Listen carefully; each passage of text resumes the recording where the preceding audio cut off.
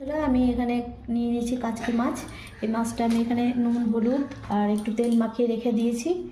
এরপরে আমি এখানে দিয়ে দেবো পেঁয়াজ কুচোনো। আর যেহেতু মাছটা পাতলা, ওই জন্য পেঁয়াজটাও আমি পাতলা করে কেটে নিয়েছি।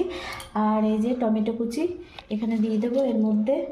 তারপরে এর মধ্যে স্লাইস করে একটা বড় আলু নিয়ে নিয়েছি, পাতলা করে চিড়ি করে কেটে, এটাও আমি এখানে দিয়ে দেবো। আর এখানে আমার রয়েছে দেখো কাশ্মীরি লঙ্কা গুঁড়ো, হলুদ গুঁড়ো, জিরে গুঁড়ো, ধনে গুঁড়ো, জিরে গুঁড়ো, আর এমনি ঝাল লঙ্কা গুঁড়ো, আর কয়টা কাঁচা লঙ্কা যেটা, আর রসুনটা একটু হালকা করে থেতো করে নিয়েছি। এগুলো সমস্ত উপকরণগুলো আমি এই মাছের মধ্যে ঢেলে দেবো।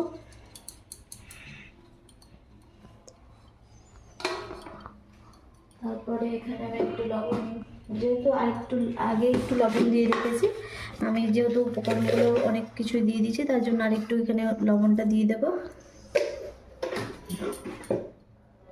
আর দিয়ে দেবো পরিমাণ মতো তেল।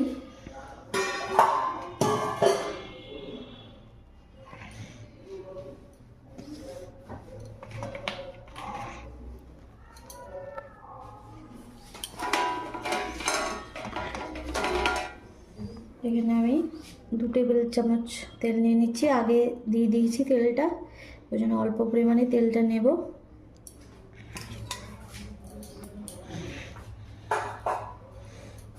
এবার আমি এটাকে মেখে নেব ভালো করে।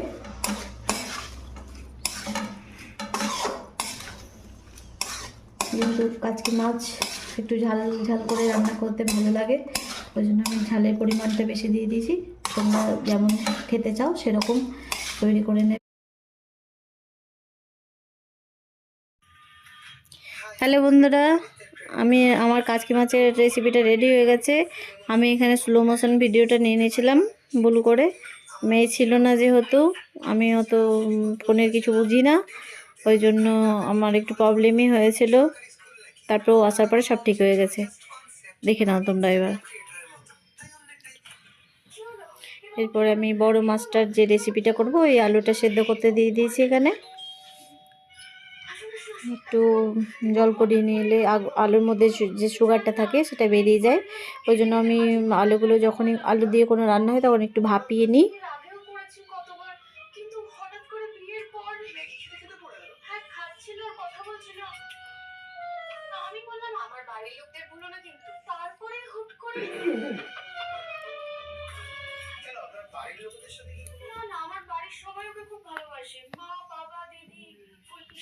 ঠিক আছে।